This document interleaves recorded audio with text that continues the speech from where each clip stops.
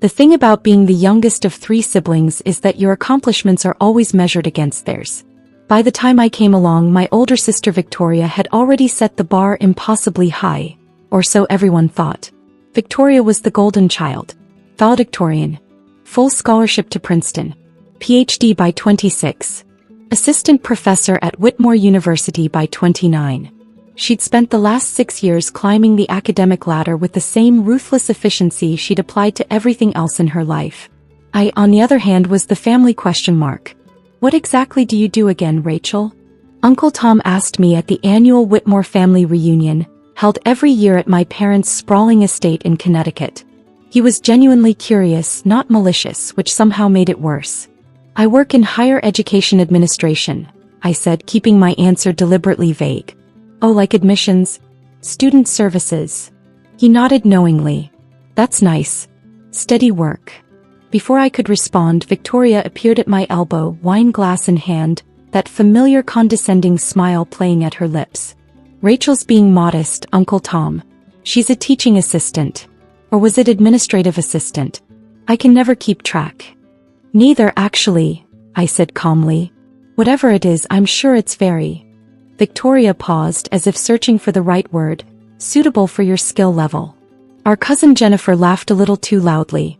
She was Victoria's favorite, mainly because she hung on every word Victoria said and treated her like some kind of academic celebrity. Victoria was just telling us about her tenure application, Jennifer gushed. So exciting.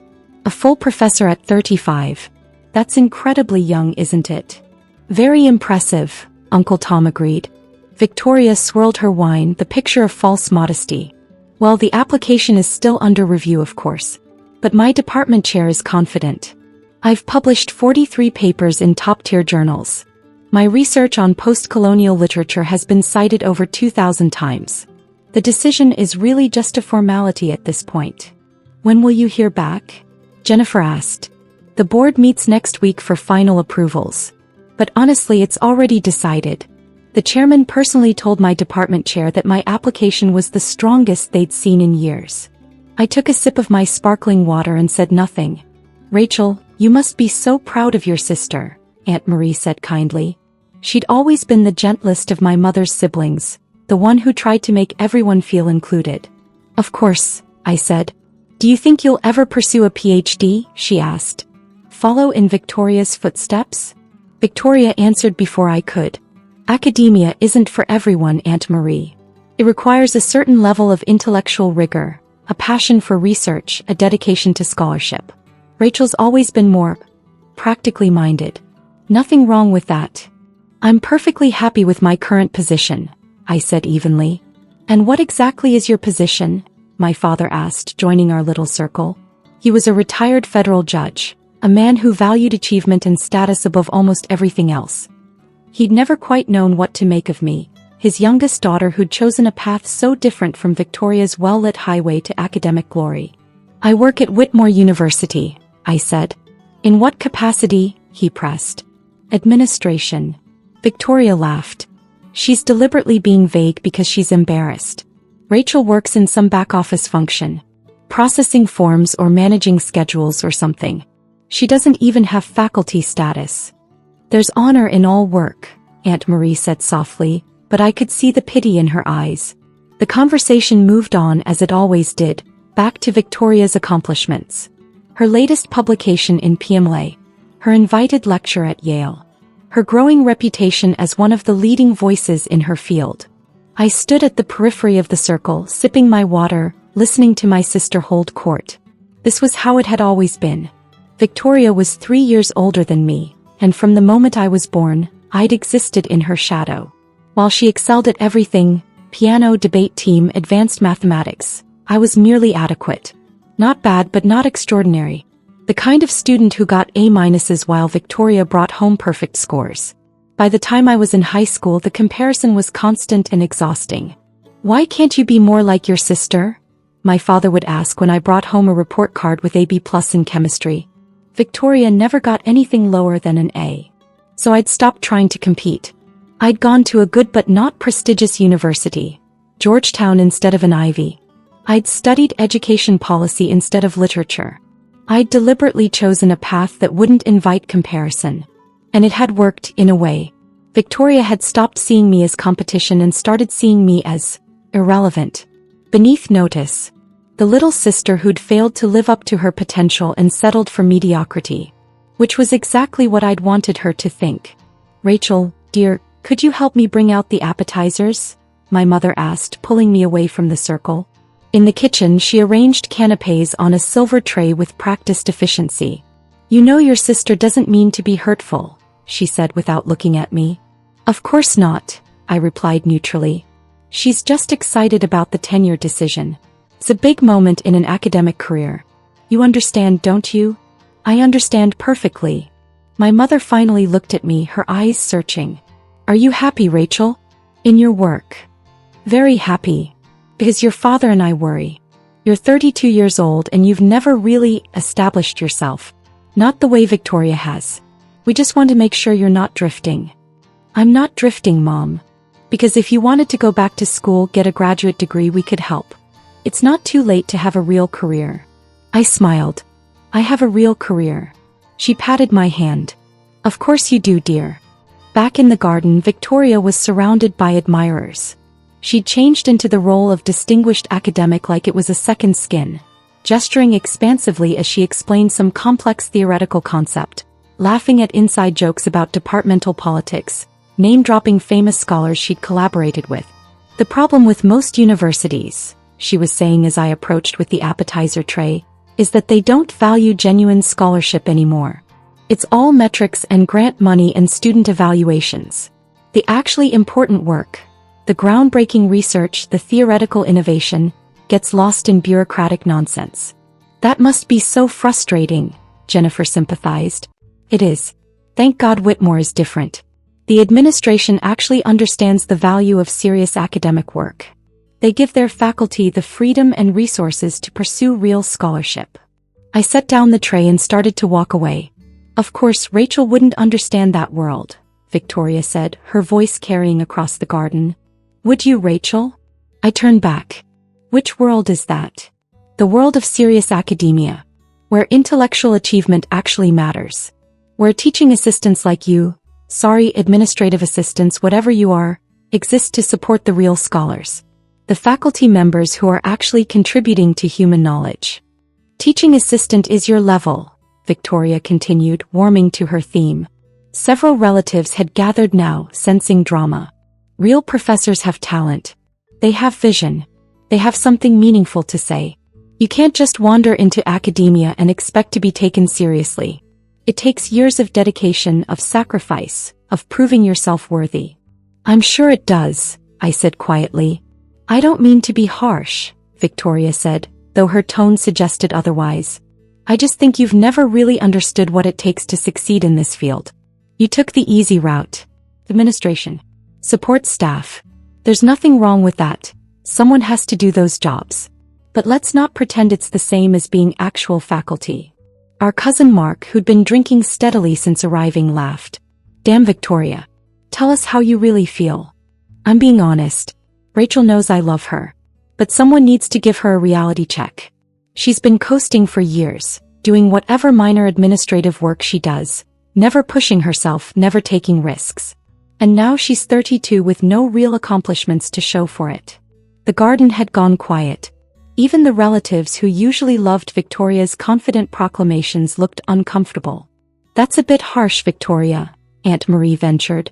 "It's honest," Victoria insisted. "And Rachel needs to hear it. Because right now she's wasting her potential, what little potential she has, in some dead-end position at a university where she'll never be anything more than support staff. Meanwhile, people like me are doing the actual work of advancing human knowledge." My phone buzzed in my pocket, but I ignored it.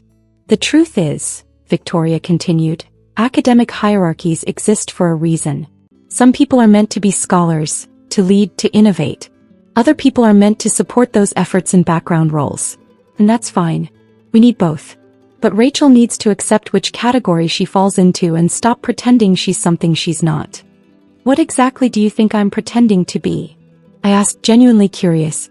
"Important," Victoria said flatly. "Relevant. Like your work actually matters in the grand scheme of the university. Like you're somehow on the same level as actual faculty members. Jennifer nodded enthusiastically. It must be hard, she said to me with exaggerated sympathy, working at the same university where Victoria is such a star. Always being compared to her. Always falling short. I don't feel like I'm falling short, I said. Of course you don't, Victoria said. That's part of the problem. You've accepted mediocrity so completely that you don't even recognize it anymore. You've convinced yourself that your little administrative job is fulfilling, that it matters. But Rachel, and I'm saying this because I care, you're never going to be a real professor. You're never going to contribute anything meaningful to academia. You need to make peace with that. That's when her phone buzzed. Victoria pulled it out, glanced at the screen and froze. All the color drained from her face. Everything okay? Jennifer asked. Victoria stared at her phone like it had personally betrayed her. Her mouth opened and closed soundlessly. Victoria, my mother asked, concerned. What's wrong? My sister looked up at me, and for the first time in my entire life, I saw genuine fear in her eyes. This must be a mistake, she whispered. What must be a mistake? My father demanded. Victoria's hands were shaking as she held out her phone. My tenure application. It was denied. The garden erupted in shocked murmurs. That's impossible, Jennifer said. You said it was a formality. It was, Victoria insisted, her voice rising. The chairman told my department chair I was the strongest candidate in years. There must be some error. Some administrative mix-up. She was scrolling frantically through her phone now, her composure completely shattered. I need to call someone. I need to fix this. This is insane. My publication record is impeccable. My teaching evaluations are excellent. There's no reason. She stopped, her eyes widening as she read something on her screen. What? My mother asked. What does it say? The denial came directly from the board chairman, Victoria read, her voice hollow.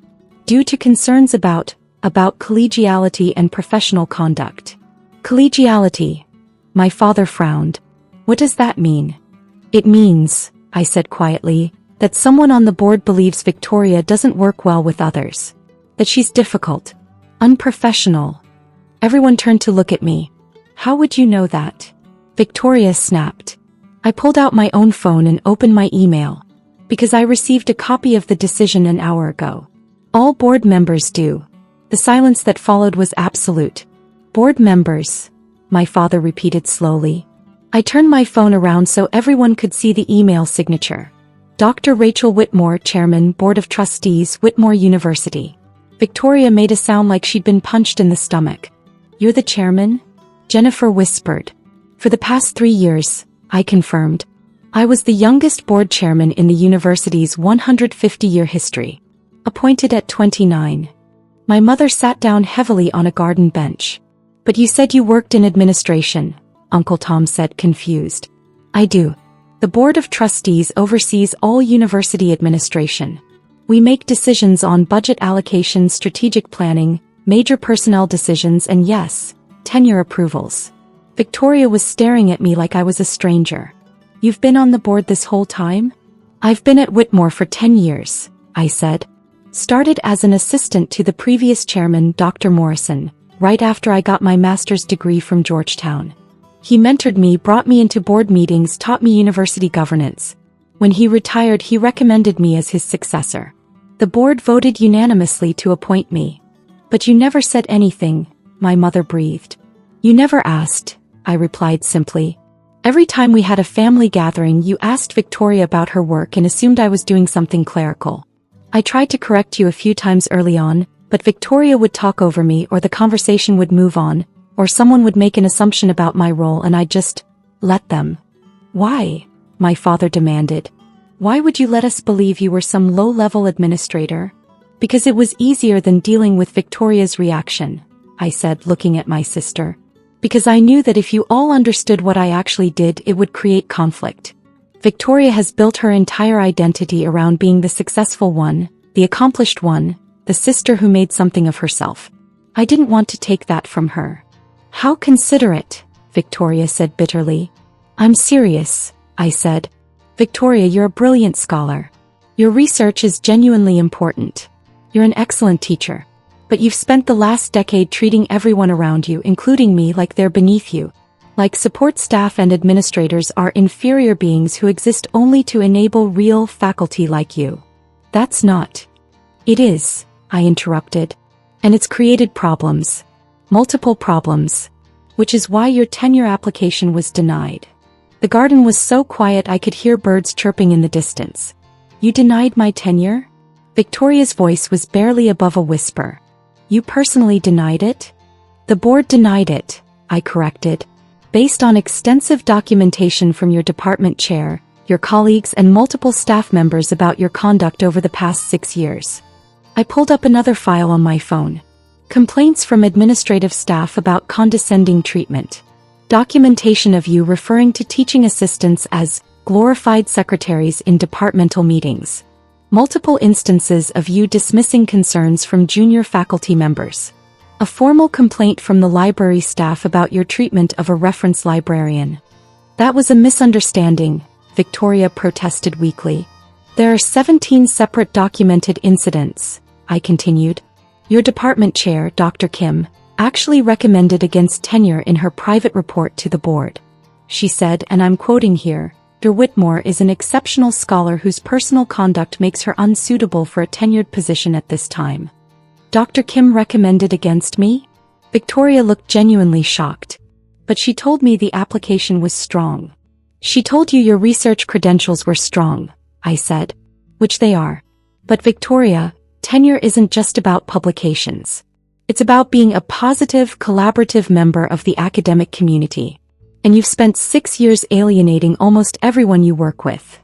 Jennifer stepped closer to Victoria protectively. This is ridiculous. You're punishing your own sister because of some petty complaints from sensitive staff members. I'm holding my sister to the same standards as every other faculty member, I said. Actually, I've been more lenient than I should have been. 2 other board members wanted to reject her application outright last year based on the accumulating complaints. I convinced them to give her another chance, to let her prove she could improve her conduct.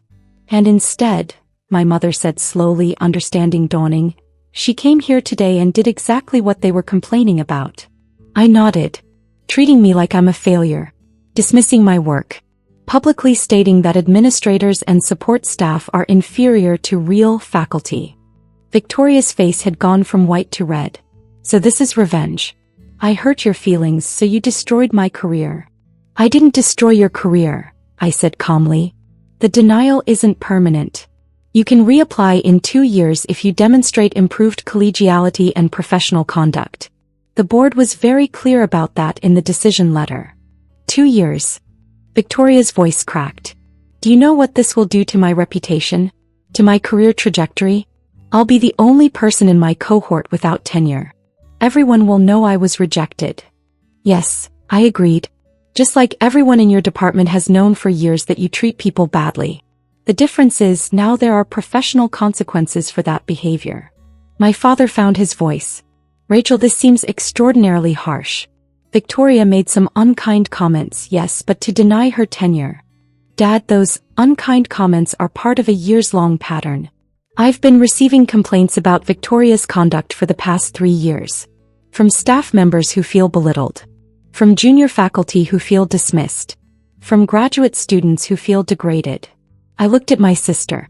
Victoria, you told a PhD student last semester that her research was embarrassingly simplistic in front of the entire seminar. She filed a formal complaint. You told your department's administrative coordinator that a trained monkey could do her job when she made a scheduling error. You've created a hostile work environment for multiple people. I have high standards, Victoria said desperately. I push people to be better. There's a difference between high standards and cruelty, I said. And you've crossed that line repeatedly. Aunt Marie spoke up quietly. Rachel, how long have you been the board chairman? 3 years. And you've been dealing with complaints about Victoria that whole time? Yes. And you never said anything? Never warned her. I met my sister's eyes. I tried. 2 years ago at Christmas, I mentioned that university governance was evolving to focus more on faculty conduct and collegiality. Victoria said it was bureaucratic nonsense that had nothing to do with real scholars. Last year at this same reunion, I suggested that treating staff with respect was important. Victoria laughed and said I was too sensitive and didn't understand how academia worked. You could have been direct, Victoria accused. You could have explicitly told me you were on the board, that my job was at risk. You're right, I acknowledged. I should have been more direct. I should have forced the conversation even though you always shut it down. I should have made you understand that your behavior was jeopardizing your career. But you didn't. No, I didn't. Because part of me, I paused, choosing my words carefully. Part of me wanted to see if you'd figure it out on your own. If you'd realize that the administrative bureaucrats you looked down on were actually the people who had power over your career. If you'd learned to treat people with basic respect before it was too late. That's cruel, Jennifer said. Maybe, I agreed. Or maybe it's letting someone experience the natural consequences of their choices. Victoria has spent her entire life being told she's brilliant, special, destined for greatness. Everyone, including me, has made excuses for her bad behavior because her research is so good. But at some point, being brilliant doesn't excuse being unkind. My father cleared his throat. So what happens now? Now Victoria decides whether she wants to use the next 2 years to demonstrate professional growth, or whether she wants to look for a position elsewhere. Several other universities have expressed interest in recruiting her, though they'll certainly ask why she didn't get tenure at Whitmore. And you'll tell them what? Victoria asked bitterly.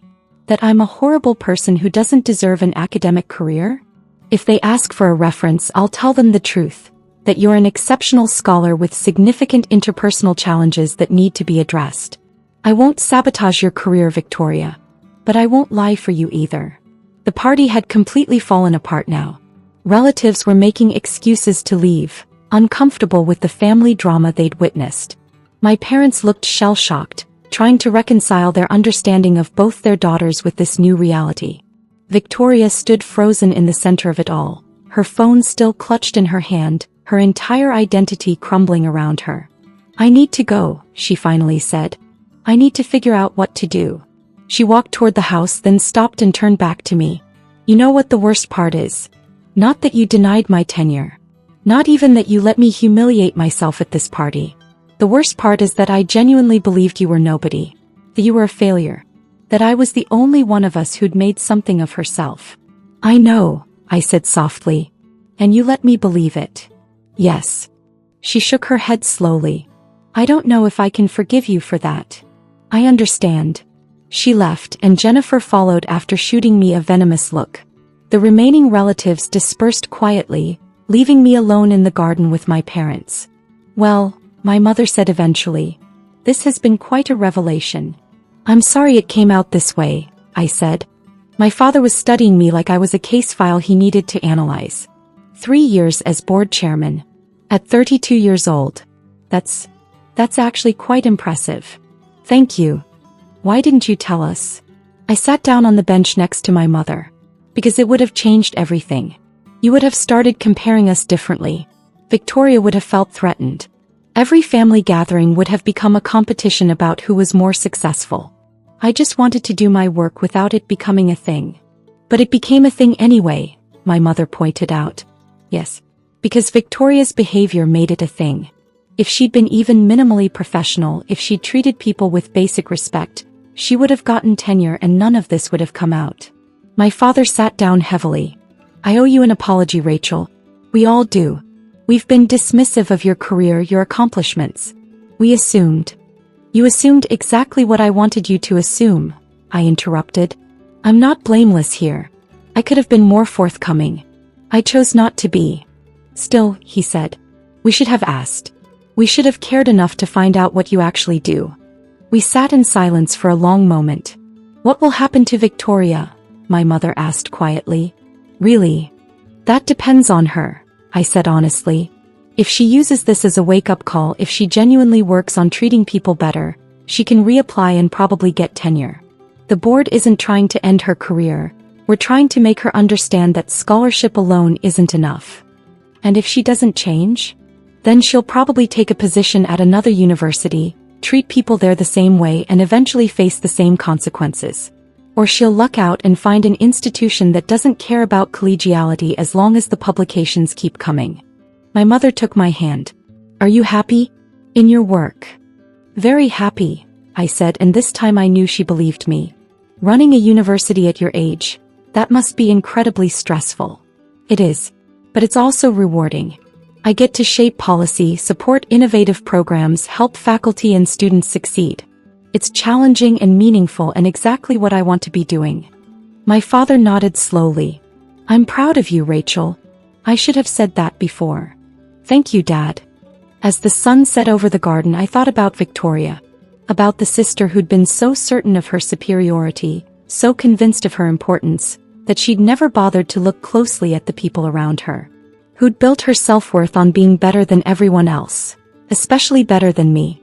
And I thought about all the graduate students and staff members who'd filed complaints over the years. People who'd been hurt by her casual cruelty, her thoughtless dismissals, her conviction that some people just mattered more than others.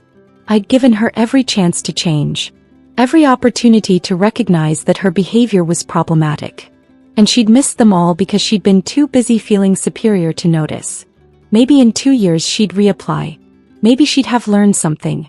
Or maybe she'd spend the rest of her career convinced that I'd destroyed her out of spite, never understanding that she'd destroyed herself through 1,000 small acts of unkindness. Either way, I'd done my job. And tomorrow I'd go back to the office and continue doing it. Because that's what board chairmen do. We make the hard decisions. We hold people accountable. And we build institutions where everyone, from the most distinguished professor to the newest administrative assistant, is treated with dignity and respect. Even if it means denying your own sister's tenure application. Especially then.